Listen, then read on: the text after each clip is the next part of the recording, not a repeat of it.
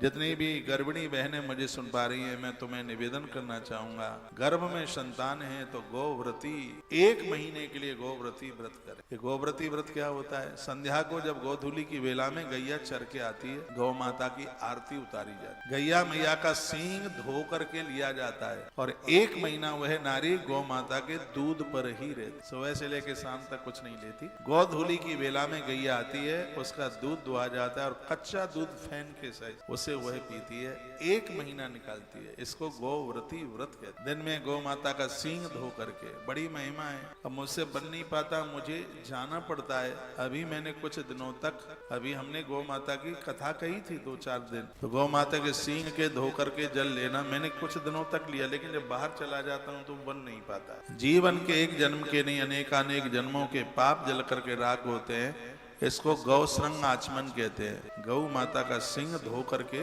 वो लिया जाता है। गोव्रती नारी ये ऐसा करती है, गौ माता का दूध लेकर के वह रहती है।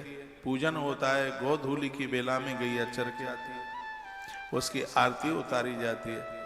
यदि कुछ ऐसा किया जावे, राजा दिलीप की पत्नी ने ऐसा किया, तभी तो भगीरथ चल करके आई, और ऐसा बेटा चल करके आया जो मां भगवती गंगा को ही धरती पर उतार करके लेके आ गया।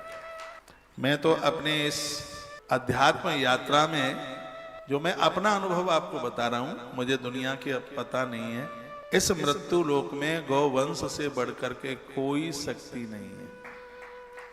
आप नवरात्रा भी करें तो गौ माता का दूध पी करके कीजिए, माँ को विवश होना पड़ेगा प्रकट होने के लिए। आप एकादशी का व्रत करें तो गौ माता का दूध पी करके कीजिए, साधना में कितना मन लगेगा। कहते हैं मरने से 15 दिन पहले तक यदि गौ माता का गौगव्य दूध, दही, घी छूट जाए तो प्राणी को ले जाते समय यमराज के दूत उस जीव के मुंह में मलमूत्र का विसर्जन करते हैं। घर में कोई मरणासन्न व्यक्ति है, उसकी जीभ से थोड़ा घी चटाओ, उसको थोड़ा दही दो 1 चम्मच, उसके मुख में गौ माता का दूध डालो। कहते हैं कि यमराज के कष्टों से जीव बचता है, बैतरणी पार करने में उसे दिक्कत नहीं होती। गौ माता तो भव तारिणी है, बहुत बड़ी सत्ता है। कृष्ण भगवान 125 वर्ष तक बूढ़े नहीं हुए, 125 वर्ष 7 महीना भगवान कृष्ण धरती पर रहे। ये दूध का प्रभाव था। दूध बूढ़ा होने का देता है, देवी भागवत में लिखा है। उस युग में द्वापर के लिए कहा कि 10,000 साल तक व्यक्ति बूढ़ा नहीं होगा। गौ माता के दूध का इतना बड़ा प्रभाव। तो इस समय वैशाख माह में चल रहा है, 1 महीने के लिए ऊट पटांग छोड़ दो, क्या दिक्कत है? ना चाय पियो तो कोई आफत आ जाएगी क्या? गौ माता का गव्य ले लो, दूध ले लो, दही ले लो, छाछ ले लो। प्रत्येक दिन दही बांटना, दान देना, स्वयं में लेना।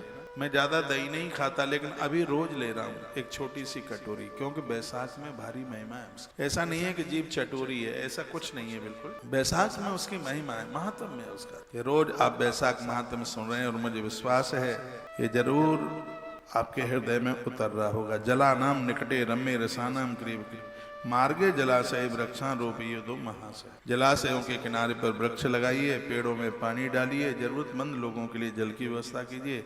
ऐसे कोई गरीब लोग हैं जो समर सेविल नहीं लगा सकते हैं, अपना धन खर्च करके उनके लिए समर सेविल लगवा दीजिए। पहले कुआं खुदता था, समर सेविल लगती है। बाग बगीचे, उद्यान, गौसदन, गौशालाओं में लगवा दीजिए। नंदीशाला बन के तैयार हो रही है और इसमें 3 समरसेबल बोरिंग एक संग होने को जा रहे। मन करे आपको लगे, और ये कथा मैं इसलिए नहीं सुना रहा हूं आपको कि आप समरसेबल बोरिंग में आप सहयोग कर दें। मैं तो 3 सेठों को कह दूंगा, एक लगवा देंगे तीनों। लेकिन मेरी कुछ धारणा दूसरे तरह की है। हम लोग तो जगत कल्याण के ही लिए पैदा हुए हैं, थोड़ा थोड़ा उसमें सबका लगता रहे, सबका लगे। जिस दिन से, आज नहीं करना है, जिस दिन से काम शुरू हो जाएगा, बस अभी तो बताया कि इसमें 3 की जरूरत है।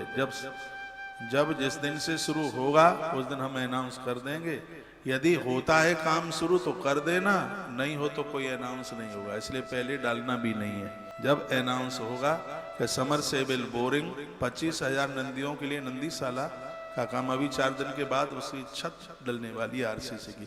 एक बिलंदा भी टीन टप्पर नहीं है, पूरा का पूरा आरसीसी का निर्माण हो रहा है। तो जब मेरा कभी अनाउंस हो तो आज की बात को याद कर लेना। जो जलाशय, जो जल दान की जो बात कही जा रही है वो आपके ध्यान में आ जाएगा। जब ये काम होगा तब मैं अनाउंस कर दूंगा।